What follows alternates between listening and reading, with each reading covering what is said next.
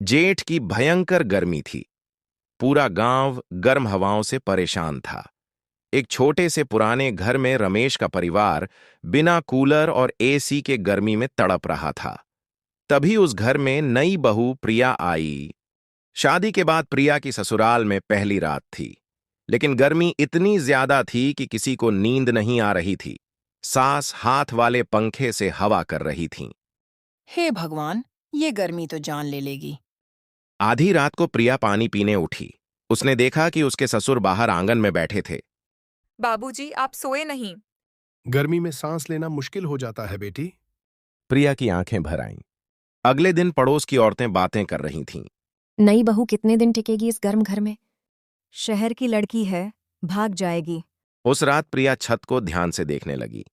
गर्मी सबसे ज्यादा छत से आ रही थी। अगर छत ठंडी हो जाए तो पूरा घर ठंडा हो सकता है। अगली सुबह प्रिया पुराने बोरे, मिट्टी के घड़े और सूखी घास इकट्ठा करने लगी। भाभी, ये सब क्यों जमा कर रही हो? बस शाम तक देखते जाओ। सास और पड़ोसी बहू को देखकर हंसने लगे, नई बहू तो इंजीनियर निकली। लेकिन प्रिया चुपचाप काम करती रही। प्रिया ने छत पर गीले बोरे बिछा दिए, कमरे की खिड़कियों पर गीले पर्दे लगा दिए, फिर मिट्टी के घड़ों में ठंडा पानी भरकर कमरों में रख दिया। लग रहा है जैसे कूलर चल रहा हो। अरे, कमरे में इतनी ठंडक कैसे?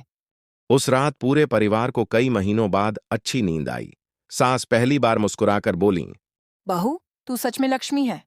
कुछ दिनों बाद पूरे गांव की बिजली चली गई। हर घर में लोग गर्मी से परेशान हो गए, लेकिन प्रिया का घर फिर भी ठंडा था। अब पड़ोसी भी वहीं आकर बैठने लगे। इतने कम खर्च में इतना अच्छा उपाय। समझदारी और मेहनत से छोटी सी कोशिश भी पूरे परिवार की जिंदगी बदल सकती है।